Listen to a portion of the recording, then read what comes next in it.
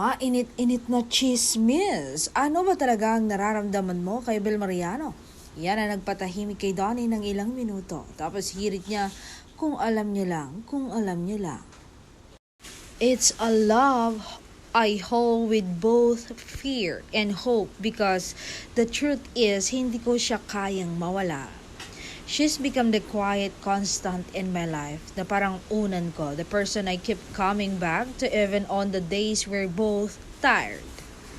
She doesn't know how deeply she lives in my thoughts, how every prayer I whisper has she's name gently woven into it.